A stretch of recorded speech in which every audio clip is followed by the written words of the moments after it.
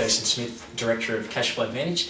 Today I'm here with Brad Tonks from Lawler Partners, and today we're going to talk a bit about the changes that we've seen with the ATO's Director Penalty regime. Brad, first can you give us an introduction on a little bit about yourself and your firm? Sure. Lawler Partners is a multidisciplined accounting firm. We have a suite of specialty teams. Been around for over 35 years now, coast to coast, and a very strong presence in the eastern seaboard. A large part of our work is helping our clients, but we also educate and assist business advisors and provide specialty services to them in their need to support their clients. Okay, all right, great. And you're a partner with the firm, aren't you? Yeah. Right, yeah. Fantastic. Now, there's been a major overhaul with the DPN regime. Why has the ATO chosen to do this? Yeah, well, the underlying reason behind the changes that we've recently seen stems from the desire of the government to curb Phoenix activity. So, in simple terms, the process whereby directors have been seen to strip assets out of a company and leave it there with debts that can't be paid and creditors left wanting. And it was worked out by Treasury that was costing the taxpayer about $600 million.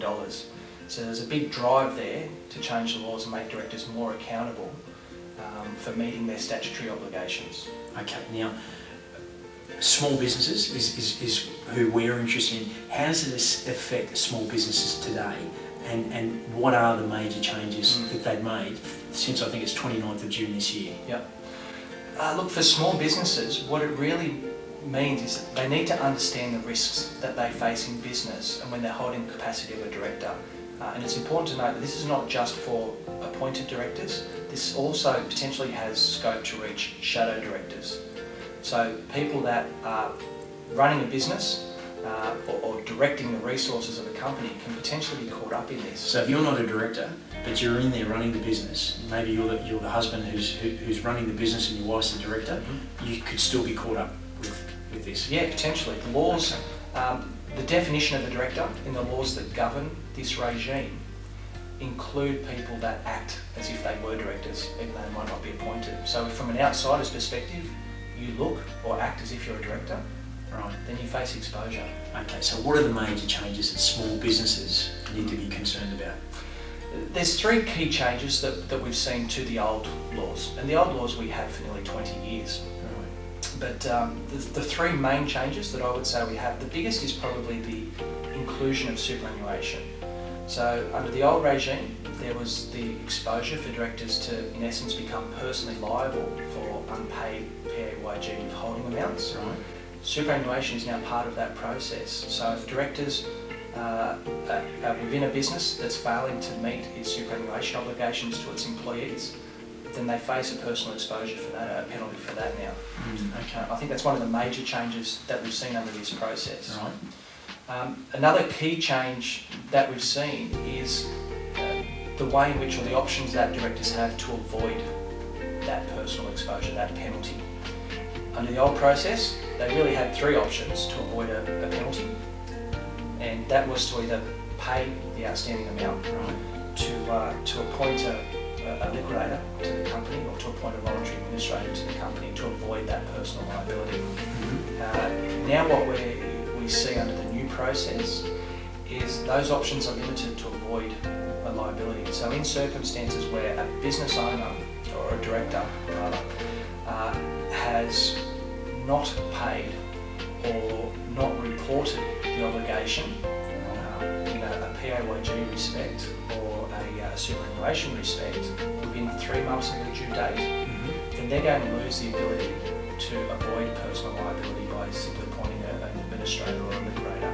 The only way that they'll be able to avoid a personal liability if those amounts are unpaid and unreported 3 months after the due date is to pay it. Really? And it's not that easy, unfortunately. Yeah, that's a big change, because there's such a thing as a proprietary limited company to protect you from being personally liable. Yep. So you don't report, you remove the option. If you don't report within 3 months, you've removed the option of putting that company into administration. You've lost your safety net that you previously had. Yeah. Okay. Wow. All right. So, that's a pretty my next question is going to be the consequences for small business. That's a pretty big consequence. You're personally liable for what you owe the ATO. How do you see businesses, handling this? What do they need to do? What do they need to, with the actions that they need to take? Look, there's a number of things that small business owners really need to understand and make sure they have in place. What it really does is it's a push from the federal government to make sure that directors are meeting their obligations. Right.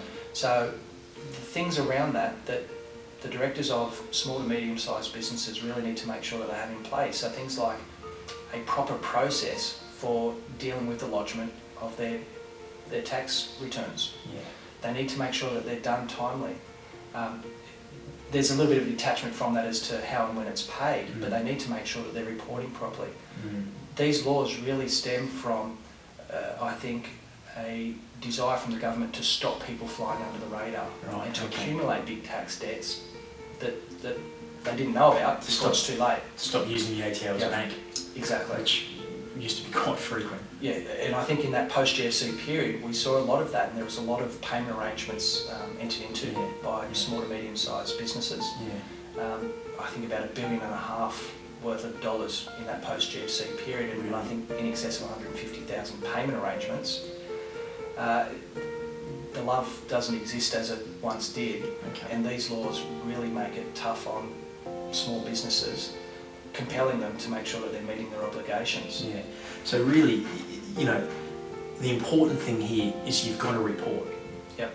You've got to report. It's okay if you don't pay it, but you've got it. Well, it's not okay, but you have to report. Yeah, it's a separate issue. The first one is you can't be flying under the radar, because then you really are vulnerable as to what your options are. If it's not moving in the direction you would prefer it to be. Okay, so really small businesses, like you said, what's important here is have a structure in place where you are reporting it's happening. Businesses, if you're turning over less than $5 million, a lot of them don't have a full-time financial controller or a full-time administration person. Would I be right in saying you've got to have a good account? You've got to have an account who's across all of this? Yeah, absolutely. Definitely need to have a good accountant, and I think in this day and age and the tough environment that we find ourselves in, that it's no longer enough to go and see your accountant once a year to complete your tax returns. And what you really need to have is a strong relationship with your accountant or alternative business advisor to make sure that you are heading in the right direction and to help you make financial decisions. That's often a skill set that is limited in a small business. Right, yeah. So definitely have a good accountant. And the other part of that, or the extension from that, is if you don't have that skill set within the business to keep on top of your accounts on a more regular basis, then it probably lends itself to having a bookkeeper to help you with that. One mistake that I see small businesses make is they try and do a lot of the bookkeeping themselves. A couple of problems with that. Generally, they're not experienced or skilled in that area, so they're trying, but they make mistakes. Accountants will end up spending a lot more time fixing those mistakes than if it was done by which is going to cost them more. A bookkeeper, a professional. Yeah. So it costs them more, but the other part is they hate paperwork by and large, and so they avoid it at all costs, and things are done late and slowly, and it's not tackled in a timely fashion that you would expect if you had, say, bookkeeping on a regular basis. And that's where all the trouble starts, with this new regime. So, Brad, we've talked about the importance of having a good relationship with your accountant, and I've talked about that previously before myself. What else do small businesses need to have in terms of this? I think it's very, very important that small businesses have a good relationship with their financier. Okay. They need to know that they have extra resources available or a buffer in place if things get tight. Any business is going to find themselves in a tight cash flow environment at some point. That's the reality of the commercial environment that we work in, and sometimes it's very difficult to control that. But very, very important, I think, that people have access to finance when and if they need it, or as they need it. Right, okay, yeah, I agree with that completely. Brad, I think that's given us a really good overview of how things have changed and how directors can be held personally liable if they're not reporting. Tell us a little bit more about yourself. You're a partner at Lawler Partners. Whereabouts are you guys based? I'm based in our Sydney office in the CBD. We've got offices from Melbourne up through Sydney, Newcastle, in Tamworth, up to Brisbane, Rockhampton, Right, okay. And very soon Perth. Right. So you're probably the first to know that outside of Lawler Partners. We're a multidiscipline practice, so a large part of what we do is providing a specialist skill set to businesses or business advisors. My line of work is in business recovery and insolvency. Okay. I'm a specialist in that area. I don't prepare people's tax returns. I don't get involved in preparing people's financial accounts. My business really is getting involved with other businesses or people that are going through a financial crisis. Okay. So you help with the restructure side of things. Yeah. Okay. And that's kept me busy for the last 15 years, and Right. I think it'll keep me busy for a much longer period than that. Good stuff. Well, Brad, thank you very much for joining us today, and hopefully we've answered a few of small businesses' questions out there. Appreciate it. Cheers. Thank you. Thank you.